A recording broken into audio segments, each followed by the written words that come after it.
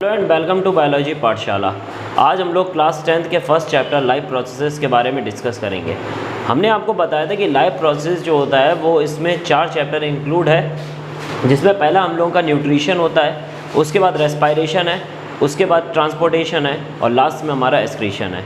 आज हमारा first topic अगर हम लेंगे तो हम लोग न्यूट्रिशन लेंगे। उससे पहले हम लोग लाइफ प्रोसेसेस के बारे में समझेंगे। ठीक, आखिर लाइफ प्रोसेस क्या होती है? दुनिया में जो भी लिविंग ऑर्गेनिज्म है उनको अपनी लाइफ को चलाने के लिए कुछ प्रोसेसेस करनी पड़ती हैं या फिर उनके अंदर कुछ प्रोसेसेस होती हैं ताकि वो अपनी लाइफ को क्या कर सकें, चला सकें। ठीक, तो वही वर्ड हमने लिखा है। ऑल लिविंग ऑर्गेनिज्म, जो दुनिया में लिविंग ऑर्गेनिज्म है वो अलग अलग बहुत सारी एक्टिविटीज़ करते हैं ताकि वो अपनी लाइफ को चला सकें। एक्टिविटीज़ का मतलब जैसे अगर कोई लिविंग ऑर्गेनिज्म है तो वो खाना खाएगा। जो खाना खाएगा उस प्रोसेस को क्या बोलते हैं? डाइजेशन बोलते हैं। जो खाना खाया उसको ब्रेक डाउन भी करना पड़ेगा और ज़िंदा रहने के लिए ऑक्सीजन भी चाहिए होगी, तो उस प्रोसेस को हम लोग क्या बोलते हैं? रेस्पायरेशन बोलते हैं। जो हमने खाना खाया उसको एक जगह से दूसरी जगह तक, मतलब कि बॉडी की हर एक सेल तक पहुंचाना है। तो हर एक सेल तक पहुंचाना है तो उसके लिए हमारी बॉडी में क्या होता है? ब्लड होता है। तो ब्लड क्या करता है? सर्कुलेशन का काम करता है, मतलब हर जगह हर चीज़ को पहुंचाने का काम करता है हर एक सेल तक। तो वो क्या आता है? हमारा प्रोसेस सर्कुलेशन कहलाती है। अब अगर इस दुनिया में किसी भी स्पीसीज़ को या फिर लिविंग ऑर्गेनिज्म को अपनी स्पीसीज़ को ज़िंदा रखना है, अपनी लाइफ को ज़िंदा रखना है, तो वो क्या करता है? अपने जैसे ही कई सारे ऑर्गेनिज्म को बनाता है। तो अपने ही जैसे कई सारे ऑर्गेनिज्म का फॉर्मेशन करना क्या कहलाता है? रिप्रोडक्शन कहलाता है। जितनी भी ये प्रोसेस हम लोगों ने पढ़ी, डाइजेशन पढ़ी, रेस्पायरेशन पढ़ी, सर्कुलेशन पढ़ी या फिर रिप्रोडक्शन पढ़ी, ये एक साथ वर्क करती हैं और हर एक प्रोसेस के लिए अपना एक अलग सिस्टम होता है। मतलब डाइजेशन है तो उसका एक अलग सिस्टम है, रेस्पायरेशन है तो उसके लिए सारे ऑर्गन अलग अलग बॉडी में दे के रखे हुए हैं, सर्कुलेशन है उसके लिए अलग बॉडी में ऑर्गन्स दे के रखे हैं। जैसे डाइजेशन जिस सिस्टम के बॉडी में जिस सिस्टम के द्वारा होता है उसको बोलते हैं डाइजेस्टिव सिस्टम। रेस्पायरेशन जिस सिस्टम के द्वारा होता है उसको रेस्पिरेटरी सिस्टम बोलते हैं।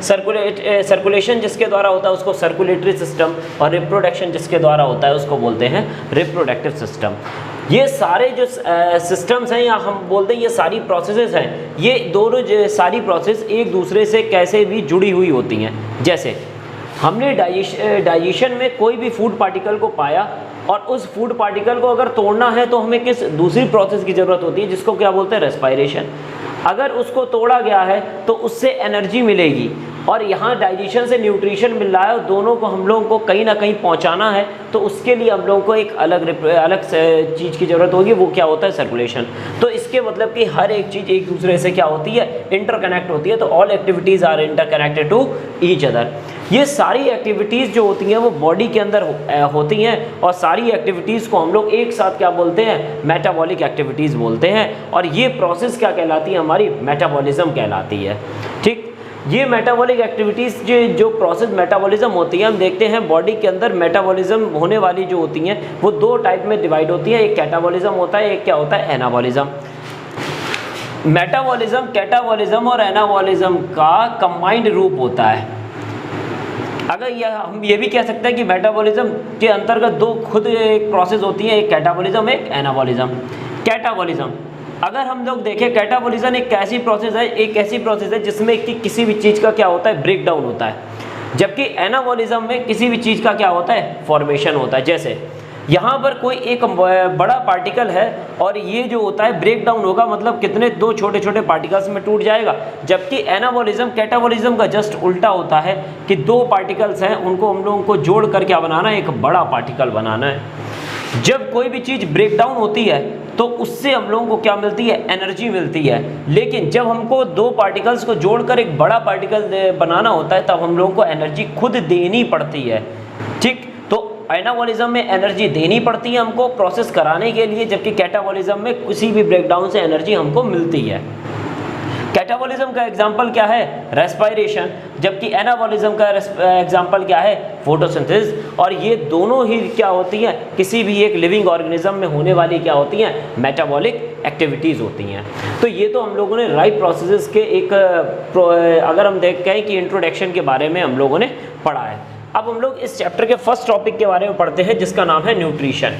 ठीक, अब पहली बात तो न्यूट्रिशन क्या होता है? न्यूट्रिशन का मतलब हम लोग अगर देखें तो कहीं ना कहीं हम लोग डाइजेस्टिव सिस्टम के बारे में पढ़ रहे हैं, या फिर अगर हम लोग ये बोल दें कि हम लोग फोटोसिंथेसिस के बारे में पढ़ रहे हैं। क्यों? क्योंकि प्लांट के अंदर अलग है और एनिमल के अंदर क्या होता है, अलग होता है। तो न्यूट्रिशन का मतलब क्या होता है? न्यूट्रिशन का मतलब होता है एक लिविंग ऑर्गेनिज्म है, उसने फूड को लिया, उस फूड से उसको कुछ मिला और जो मिला है उसका नाम हम रख देते हैं न्यूट्रिएंट। वो न्यूट्रिएंट बॉडी के हर एक पार्ट तक पहुंचेगा ताकि बॉडी के हर एक पार्ट को क्या मिल सके, एनर्जी मिल सके। तो अगर हम न्यूट्रिशन देखें तो न्यूट्रिशन में क्या होता है, कोई भी एक लिविंग ऑर्गेनिज्म होता है जो फूड को क्या करता है, इनटेक करता है, फूड को लेता है। फूड को लेने के बाद में उस फूड का क्या होता है, ब्रेक डाउन होता है, मतलब उस फूड को कई सारे तोड़ा जाता है। तोड़ने के बाद में जो हमको मिलता है उसको क्या बोलते हैं, न्यूट्रिएंट्स बोलते हैं। वो न्यूट्रिएंट्स भी और छोटे पार्टिकल्स में तोड़े जाते हैं। जब उनको हमने तोड़ लिया तो बॉडी उनको क्या कर लेती है, एब्जॉर्ब कर लेती है। हमने एक फूड लिया, फूड को तोड़ा तो कई सारे न्यूट्रिएंट मिले। वो न्यूट्रिएंट की भी और छोटी यूनिट्स होती हैं, उसको भी, उसमें भी हमने उसको तोड़ा और लास्ट में जब बहुत छोटी छोटी यूनिट्स मिल गई हमको, उसको क्या कर लेती है, बॉडी एब्जॉर्ब कर लेती है। और एब्जॉर्ब करने के बाद में बॉडी अलग अलग काम के लिए उसको क्या करती है, यूज़ करती है। ठीक है, जैसे एब्जॉर्ब किया, किसको, न्यूट्रिएंट को एब्जॉर्ब किया था, जिसको बॉडी ने क्या किया, यूटिलाइज किया, किसके लिए, रिपेयर के लिए। बॉडी में मान लो अगर कहीं पे टूट फूट हो जाती है, सेल्स टूटती फूटती हैं, तो उनको रिपेयर करना है। तो रिपेयर करना है तो किसकी ज़रूरत पड़ेगी, न्यूट्रिएंट्स की ज़रूरत पड़ेगी। ठीक है, उसके बाद में बॉडी को अगर ग्रोथ करनी है तो भी किसकी ज़रूरत पड़ेगी, न्यूट्रिएंट्स की ज़रूरत पड़ेगी। अगर बॉडी में कोई भी चीज़ को सही रखना है और ऑर्गन्स को सही रखना है तो भी हमको किसकी ज़रूरत पड़ेगी, मेंटेनेंस की ज़रूरत पड़ेगी, मतलब न्यूट्रिएंट्स की ज़रूरत पड़ेगी। अगर न्यूट्रिएंट्स की हम लोगों ने बात करी तो हम लोग ये भी बात करते हैं न्यूट्रिएंट्स जो होते हैं वो कितने टाइप के होते हैं। तो न्यूट्रिएंट्स जो होते हैं वो हमारे दो टाइप के होते हैं, कि इनऑर्गेनिक होता है, दूसरा कैसा होता है, ऑर्गेनिक होता है। इनऑर्गेनिक जो न्यूट्रिएंट होता है, अगर हम देखें तो इनऑर्गेनिक न्यूट्रिएंट्स के अंतर्गत क्या आता है, हमारा वाटर आता है। अच्छा, वाटर में कई कार्बन, इनऑर्गेनिक और ऑर्गेनिक का मतलब भी आप समझ लीजिए। ठीक, इनऑर्गेनिक का मतलब क्या होता है, ऐसे कंपाउंड्स जो कार्बन से मिलकर या फिर उनमें कहते हैं कार्बन की डेफिशिएंसी होती है। लेकिन ऑर्गेनिक कंपाउंड में क्या पाया जाता है, कार्बन पाया जाता है। ठीक, जैसे इनऑर्गेनिक में क्या H2O में कहीं आपको कार्बन दिख रहा है, नहीं दिख रहा है, तो इसके मतलब ये कैसा है, ये H2O है, वो कैसा है, इनऑर्गेनिक कंपाउंड है। दूसरा न्यूक्लिक एसिड। न्यूक्लिक एसिड जैसे हम लोग देखें, आपने पढ़ा होगा 9th क्लास में, आपने जब भी पढ़ा होगा कि सेल के बीचों बीच क्या होता है, न्यूक्लियस होता है, और न्यूक्लियस के अंदर हमारा जेनेटिक मटेरियल होता है। और जेनेटिक मटेरियल दो ही टाइप के होते हैं, या तो DNA होगा या फिर क्या होंगे, RNA होंगे। क्यों? क्योंकि इनका नेचर जो होता है वो एसिडिक नेचर होता है और ये न्यूक्लियस में पाए जाते हैं, इसलिए इनको नाम दे दी, किसके अंतर्गत रखते हैं, न्यूक्लिक एसिड में रखते हैं। और न्यूक्लिक एसिड हमारे पास दो हैं, एक DNA है और एक हमारा क्या है, RNA है। उसके बाद में कई सारे फाइबर्स वगैरह भी जो होते हैं फूड में, हम लोग फूड्स के फाइबर्स कैसे होते हैं, जैसे इस समय गर्मियों का सीज़न चल रहा है, हम लोग खीरे वगैरह खाते हैं, तो खीरे में देखें तो कई सारे रेसे होते हैं। वो रेसे भी एक प्रकार के न्यूट्रिएंट्स होते हैं जो हमारी इंटेस्टाइन में जितना भी रफेज होता है, जितना भी अनडाइजेस्टेड पार्टिकल्स होता है, फूड पार्टिकल, उसको बाहर ले जाने का या वहाँ से हटाने का काम करते हैं। ठीक, तो वो भी एक प्रकार का क्या होता है, न्यूट्रिएंट्स होते हैं। अब हम लोग बात करते हैं ऑर्गेनिक न्यूट्रिएंट्स की। तो ऑर्गेनिक न्यूट्रिएंट्स को हमने 3 पार्ट में डिवाइड करा। एक वो ऑर्गेनिक न्यूट्रिएंट्स जो एनर्जी प्रोवाइड करें, एक वो ऑर्गेनिक न्यूट्रिएंट जो बॉडी को ग्रोथ करने में मदद करते हैं, और एक वो न्यूट्रिएंट जो बॉडी को रेगुलेट करने का काम करते हैं या अच्छे से चलाने का काम करते हैं। अगर बॉडी को एनर्जी चाहिए है तो बॉडी को 2 प्रकार के न्यूट्रिएंट्स की रिक्वायरमेंट होती है, या फिर हम लोग कहते हैं कार्बोहाइड्रेट, या क्या बोलते हैं हम लोग, फैट। तो फैट और कार्बोहाइड्रेट 2 ऐसे प्रकार के न्यूट्रिएंट होते हैं जो हमको फूड से मिलते हैं, जिनसे बहुत ज़्यादा ही क्या मिलती है, हम लोगों को एनर्जी मिलती है, एनर्जी। ठीक, उसके बाद बॉडी में अगर ग्रोथ करानी है या बॉडी में कहीं भी टूट फूट हो जाती है, रिपेयरिंग करनी है, तो इन सारी चीज़ों के लिए अगर हम देखें तो हम लोगों को किसकी रिक्वायरमेंट होती है, प्रोटीन की। ऐसा नहीं है कि प्रोटीन को आप ऐसा एनर्जी नहीं ले सकते हैं, लेते हैं। जब इंसान व्रत होता है तो उस समय कार्बोहाइड्रेट की मात्रा बहुत कम ली जाती है, तो बॉडी में पहले कार्बोहाइड्रेट से एनर्जी मिलती है, कार्बोहाइड्रेट से नहीं मिलेगी तब उससे वो किसका यूज़ करेगा, फैट का। और जब फैट नहीं मिलती तब किसको, प्रोटीन को तोड़कर भी क्या ली जा सकती है, एनर्जी। लेकिन प्रोटीन का मेन यूज़ हम लोग कहाँ करते हैं, बॉडी बिल्डिंग में करते हैं। लास्ट हमारा आता है रेगुलेटर। तो रेगुलेशन के लिए बॉडी में 2 प्रकार के न्यूट्रिएंट्स की रिक्वायरमेंट होती है। पहला हमारा होता है विटामिन्स और दूसरा होता है मिनरल्स। विटामिन विटामिन्स कई सारे प्रकार के आपने पढ़े होंगे, अगर हम लोग यहाँ पर पढ़ रहे हैं तो उसके बारे में थोड़ा देख लेते हैं। विटामिन जो होते हैं, ये विटामिन ए भी होता है, विटामिन बी होता है, विटामिन सी भी होता है, विटामिन डी होता है, विटामिन ई होता है, विटामिन के होता है। मोस्टली जो होते हैं इतने सारे विटामिन आप लोग को पढ़ने होते हैं। इनमें से भी कुछ जो होते हैं वो फैट के अंदर सॉल्युबल हो जाते हैं और इनमें से कुछ कैसे होते हैं, वाटर के अंदर सॉल्युबल हो जाते हैं। ठीक है, अब हम लोग बात करेंगे अब हम लोग इसमें न्यूट्रिशन में अगले प्रोसेस की, nutrition in plant. Nutrition in plant से पहले हम लोग न्यूट्रिशन के टाइप्स के बारे में डिस्कस करते हैं। सबसे पहले हम देखते हैं कि न्यूट्रिशन जो होता है वो दो टाइप का होता है। पहला हमारा होता है ऑटोट्रॉफिक न्यूट्रिशन और दूसरा हमारा होता है हेटरोट्रॉफिक न्यूट्रिशन। ऑटोट्रॉफिक न्यूट्रिशन पहले पढ़ेंगे, उसके बाद हम लोग हेटरोट्रॉफिक न्यूट्रिशन के बारे में डिस्कस करेंगे। ऑटोट्रॉफिक न्यूट्रिशन में क्या होता है कि ऑर्गेनिक फूड का फॉर्मेशन होता है। जो भी फूड बनता है, क्योंकि हम लोग मेनली क्या चीज़ लेते हैं, उससे हम लोग एनर्जी लेते हैं और एनर्जी का मेन सोर्स क्या होता है हमारा, कार्बोहाइड्रेट होता है, फैट होता है और प्रोटीन होता है। लेकिन ये सारे होते क्या हैं, जैसा अभी हम लोगों ने पढ़ा था, ये कैसे होते हैं, ऑर्गेनिक मटेरियल होते हैं। इसीलिए एक प्रिपरेशन ऑफ यहाँ पर किसकी बात हुई थी, ऑर्गेनिक फूड की बात हुई थी। तो यहाँ पर ऑर्गेनिक फूड का प्रिपरेशन होता है, किससे होता है, फ्रॉम इनऑर्गेनिक मटेरियल। तो ऑर्गेनिक फूड प्रिपेयर होगा, ऑर्गेनिक फूड बनाया जाएगा, किसके हेल्प से बनाया जाएगा, इनऑर्गेनिक मटेरियल की हेल्प से बनाया जाएगा।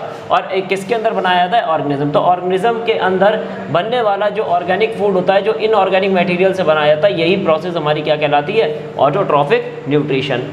जिन ऑर्गेनिज्म के अंदर ये प्रोसेस होती है उन ऑर्गेनिज्म को हम लोग ऑटोट्रॉफ्स बोलते हैं। तो ऑटोट्रॉफिक न्यूट्रिशन का टाइप है, और जिनके अंदर ऑटोट्रॉफिक न्यूट्रिशन होता है उनको क्या बोलते हैं, ऑटोट्रॉफ्स बोलते हैं। अब हम लोग थोड़ा सा इस ऑटोट्रॉफिक वर्ड को थोड़ा सा ब्रेक डाउन करके देखते हैं। ऑटो मतलब होता है सेल्फ और ट्रॉफिक मतलब होता है फूड या फिर क्या बोलते हैं, नॉरिशमेंट। नॉरिशमेंट मतलब होता है खाना मिलना, जिससे हमारा पालन पोषण होता है, तो उसको हम लोग ने नॉरिशमेंट नाम दे दिया। ऑटोट्रॉफ्स को हम लोग दो टाइप में डिवाइड करते हैं, एक फोटो ऑटोट्रॉफ्स और दूसरा होता है कीमो ऑटोट्रॉफ्स। ठीक, फोटो ऑटोट्रॉफ्स क्या होते हैं, कीमो ऑटोट्रॉफ्स। देखो जैसे यहाँ पर है कि ऑर्गेनिक फूड बनेगा, यहाँ पर भी ऑर्गेनिक बनेगा, यहाँ पर भी ऑर्गेनिक बनेगा। किससे बनेगा, इनऑर्गेनिक मटेरियल से बनेगा, यहाँ पर भी इनऑर्गेनिक मटेरियल से बनेगा, यहाँ पर भी बनेगा। लेकिन यहाँ पर जो डिवाइडेशन है या फिर यहाँ पर जो इन दोनों में आपस में चेंजमेंट है, वो दो टाइप से होगा। यहाँ पर जो ऑर्गेनिक फूड बनेगा इनऑर्गेनिक मटेरियल से, वो किसकी हेल्प से बनता है, in the presence of sunlight. लेकिन यहाँ पर किसकी हेल्प से बनता है, यहाँ पर जो एक इनऑर्गेनिक मटेरियल होगा, जिस केमिकल को क्या, इनऑर्गेनिक मटेरियल को ब्रेक डाउन किया जाएगा और उससे जब एनर्जी निकलेगी, तब वो एनर्जी इनऑर्गेनिक सब्सटेंस को ऑर्गेनिक फूड बनाने में हेल्प करेगी। तो पहले हम लोग फोटो ऑटोट्रॉफ्स देखते हैं। मान लो एक कोई यहाँ पर दो इनऑर्गेनिक मटेरियल हैं और दोनों इनऑर्गेनिक मटेरियल को सनलाइट की प्रेजेंस मिलती है, जिसके बाद ये किस में कन्वर्ट हो जाते हैं, ऑर्गेनिक फूड में कन्वर्ट हो जाते हैं।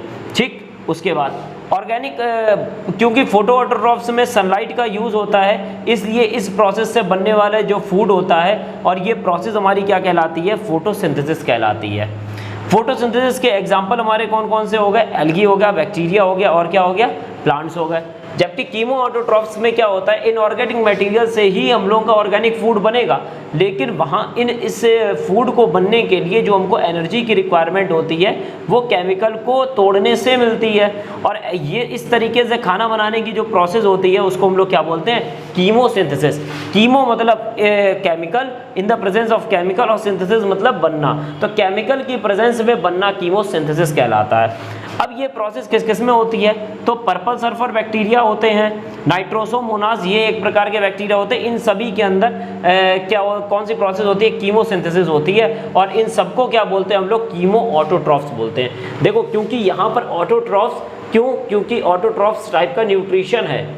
कीमो ये रिप्रेजेंट कर रहा है किसकी प्रेजेंस में है, फोटो ये रिप्रेजेंट कर रहा है किसकी प्रेजेंस में है। उसके बाद हम लोग बात करते हैं हेटरोट्रॉफिक न्यूट्रिशन की। हेटरोट्रॉफिक न्यूट्रिशन मतलब क्या होता है, हेट्रो मतलब फ्रॉम द अदर। जब कभी भी नॉरिशमेंट मतलब फूड मिले, किससे मिले, खुद ना बनाकर किसी और ऑर्गेनिज्म से हम ले। अब ऑर्गेनिज्म कोई भी हो सकता है, चाहे वो प्लांट हो या फिर एनिमल हो। तो प्लांट या फिर एनिमल किसी से भी अगर दूसरे ऑर्गेनिज्म को खाना मिलता है, तो ये प्रोसेस क्या कहलाती है, हमारी हेटरोट्रॉफिक। इस प्रकार का न्यूट्रिशन हमारा क्या कहलाता है, हेटरोट्रॉफिक न्यूट्रिशन कहलाता है। हेटरोट्रॉफिक न्यूट्रिशन को हम लोग दो बेसिस पर पढ़ेंगे। कैसे, on the basis of occurrence और on the basis of food, किसने क्या खाया और उसको क्या बोला गया। तो सबसे पहले हम लोग देखते हैं on the basis of food. जैसे कई सारे ऐसे ऑर्गेनिज्म होते हैं जो केवल प्लांट्स वगैरह को खाते हैं, और ऐसे ऑर्गेनिज्म को हम लोग क्या बोलते हैं, हार्बीवोर्स बोलते हैं। ठीक, तो जिसने प्लांट को खाया या फिर जिससे प्लांट से न्यूट्रिशन लिया, उन ऑर्गेनिज्म को हमने क्या नाम दे दिया, हार्बीवोर्स नाम दे दिया।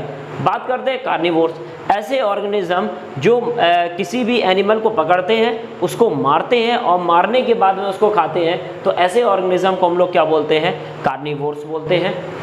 अब आते हैं ओमनीवोर्स, ऐसे ऑर्गेनिज्म जो हार्बीवोर्स और कार्निवोर्स, मतलब इन दोनों का मिक्सचर अगर हम कह लें तो प्लांट, कभी कभार वो प्लांट पर भी डिपेंड हो जाएंगे, कभी कभार वो क्या कहते हैं, फ्लैश वगैरह भी खाते हैं। तो ऐसे ऑर्गेनिज्म हमारे क्या कहलाते हैं, ओमनीवोर्स कहलाते हैं। डेट्रीवोर्स, डेट्रीवोर्स का मतलब क्या होता है, जो मतलब कि हम लोगों का, जैसे अगर हम कहें ऑर्गेनिक वेस्ट वगैरह ये सब चीज़ों का होता है ना, वो सब खाते हैं, तो मरे मराए, तो उनको हम लोग क्या बोलते हैं, डेट्रीवोर्स बोलते हैं। जैसे अर्थवॉर्म वगैरह ये सब हो गया। स्वेंगीवोर्स, स्वेंगी का मतलब होता है ब्लड। यहाँ पर आप लोग याद करिएगा, एक लीच सुना होगा आपने, जोंक जो होती है वो हमारे बॉडी में यहाँ पर चिपक जाती है, और चिपकती किसकी हेल्प से, उसके माउथ में एक सकर्स पाए जाते हैं, वो सकर्स की हेल्प से यहाँ पर चिपकती है, और चिपकने के बाद में वो क्या करती है, ब्लड को सक करती है। तो ब्लड से न्यूट्रिशन डायरेक्ट लिया उसने, तो ब्लड को खाया एक तरीके से ये माने, तो ब्लड को खाने वाले ऑर्गेनिज्म को हम लोग क्या बोलते हैं, सेंगीवोर, जिसका एग्जाम्पल क्या आ जाएगा, हमारा लीच आएगा। एग्जाम्पल क्या आएगा, लीच। अब बात करते हैं फ्रूगीवोर्स। अच्छा, कुछ ना कुछ ये वर्ड कहीं ना कहीं से फ्रूट से जुड़ रहे हैं ना, तो ऐसे ऑर्गेनिज्म जो फ्रूट्स को खाते हैं, जैसे पैरेट क्या हो गया, फ्रूगीवोर्स। बात करते हैं इंसेक्टिवोर्स। वोर्स मतलब होता है न्यूट्रिशन लेने वाला ऑर्गेनिज्म, किसको खा के ले रहा है, इंसेक्ट को। तो ऐसे ऑर्गेनिज्म जो इंसेक्ट को खाकर न्यूट्रिशन को लेते हैं, जैसे बैट्स वगैरह, इन सबको हम लोग क्या बोलते हैं, इंसेक्टिवोर्स बोलते हैं। अब हम लोग बात करते हैं on the basis of occurrence. Occurrence के बेस पर न्यूट्रिशन अगर हम देखें, हेटेरोट्रॉफिक न्यूट्रिशन 3 टाइप का होता है। सबसे पहले होलोजोइक, पैरासिटिक और सेप्रोट्रॉफिक। होलोजोइक हम लोग हैं, पानी भी पीते हैं, लिक्विड मटेरियल भी लेते हैं पूरा, और हमारा जो लिक्विड मटेरियल लिया वो बॉडी के अंदर जाकर ब्रेक डाउन हो रहा है, लिक्विड लिया। हम लोग सॉलिड भी लेते हैं, जो हम लोग खाना खाते हैं वो सॉलिड ही तो है, तो वो सॉलिड भी लेते हैं, वो भी हमारी बॉडी के अंदर जाकर ब्रेक डाउन होता है। तो ऐसा तो नहीं है कि हम लोग बाहर से ब्रेक डाउन की चीज़ हम लोग बॉडी के अंदर ले रहे हैं और केवल एब्जॉर्व कर रहे हैं, नहीं, हम लोग पूरा का पूरा फूड लेते हैं, चाहे वो सॉलिड फॉर्म में हो या फिर लिक्विड फॉर्म में, और बॉडी के अंदर जाकर वो क्या होता है, ब्रेक डाउन होता है। ब्रेक डाउन से तब न्यूट्रिएंट्स मिलते हैं। तो इस प्रकार का न्यूट्रिशन हमारा क्या कहलाता है, होलोजोइक कहलाता है। पैरासिटिक, मान लीजिए ये कोई ऑर्गेनिज्म है ए, इसके ऊपर एक ऑर्गेनिज्म यहाँ पर रह रहा है, इसके ऊपर, बॉडी के ऊपर, और बॉडी के ऊपर रह के वो ए से न्यूट्रिशन को ले रहा है।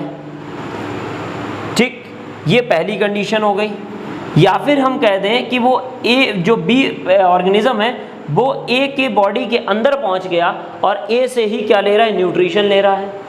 तो जब एक ऑर्गेनिज्म दूसरे ऑर्गेनिज्म की बॉडी के ऊपर रहकर या फिर बॉडी के अंदर रह के न्यूट्रिशन लेता है, तो ऐसा ऑर्गेनिज्म क्या कहलाता है, इस टाइप का न्यूट्रिशन क्या कहलाता है, पैरासिटिक न्यूट्रिशन कहलाता है। अब क्योंकि बॉडी के बाहर रहा, तो ऐसे ऑर्गेनिज्म जो बॉडी के बाहर रह के न्यूट्रिशन को लेते हैं, इन ऑर्गेनिज्म को बोलते हैं एक्सोपैरासाइट। जैसे बाल के जुएं वगैरह जो होते हैं, लाइस वगैरह, इन सबको हम लोग क्या बोलते हैं, एक्सोपैरासाइट के फॉर्म में होते हैं। लेकिन कुछ ऐसे भी होते हैं ऑर्गेनिज्म जो किसी दूसरे ऑर्गेनिज्म के बॉडी के अंदर चले हैं। जैसे अभी कुछ दिनों पहले एक डिजीज़ चली थी, मलेरिया, जिसके कारण होता है वो एक ऑर्गेनिज्म होता है जिसको हम लोग बोलते हैं प्लाज्मोडियम, और ये प्लाज्मोडियम जो होता है ये हमारी आरबीसीज या फिर हम कहते हैं लिवर, इस पर क्या रहता है, अटैक करता है ये। लेकिन दोनों जो पार्ट हैं ये हमारी बॉडी के हैं, तो कहीं ना कहीं ये प्लाज्मोडियम कहाँ गया, हमारी बॉडी के अंदर गया। तो इसके ये बॉडी के अंदर गया तो ये एक क्या है, पैरासाइट। और कैसा पैरासाइट है, इंडोपैरासाइट।